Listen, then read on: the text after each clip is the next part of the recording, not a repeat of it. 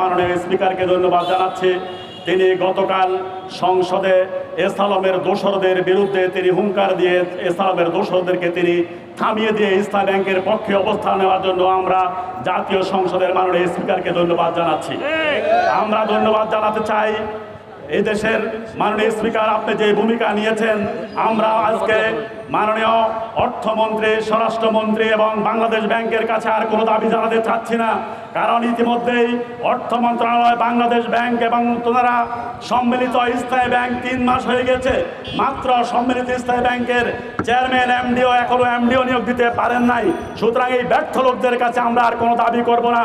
আমরা আজকে ইসলামী ব্যাংকের এই সমস্যা সমাধানের জন্য আমরা মাননীয় প্রধানমন্ত্রী এবং মাননীয় স্পিকারের কাছে আবেদন করছি, আপনারা হস্তক্ষেপ করে ইসলামী ব্যাংকের গ্রাহকদেরকে অতি সত্বর তাদের ব্যবসা এবং ইসলামী ব্যাংকিং কর্মকাণ্ডে তারা সার্বিক সহায়তা করার ক্ষেত্রে যেই ভূমিকা রাখছে, সেই ভূমিকাকে আগামী দিনে আরো বেগবান করার ক্ষেত্রে ইসলামী ব্যাংকে একটি সৎ, যোগ্য এবং রাজনৈতিক মুক্ত বোর্ড গঠন করে আমাদেরকে স্বাভাবিক ব্যবসায়িক পরিবেশে ফিরিয়ে নিয়ে যাওয়ার ক্ষেত্রে মাননীয় প্রধানমন্ত্রী এবং স্পিকার ভূমিকা রাখবেন, আমরা এই প্রত্যাশা রাখছি।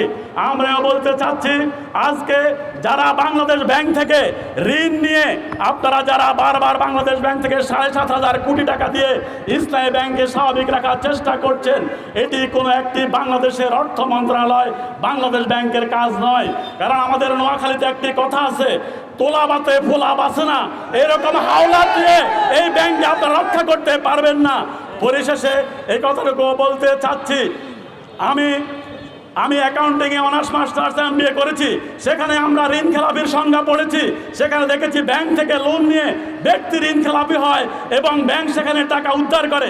কিন্তু আজকে আমরা দেখছি এসালম বাংলাদেশের ব্যাংকিং সেক্টরের দেওয়ানি আইনের সমস্ত কিছুকে ব্যর্থ করে দিয়ে এসালম বাংলাদেশের পুরো যেখানে ব্যক্তি ঋণ খেলাপি হয়, ব্যক্তি ব্যাংক খেলাপি হয়, কিন্তু আমরা দেখেছি এসালম পুরো ব্যাংকিং সেক্টরটাকেই ব্যক্তির কাছে একটি ব্যাংকেই দেউলিয়া করে দিয়েছে, ব্যাংকেই খেলাপি করে দিয়েছে।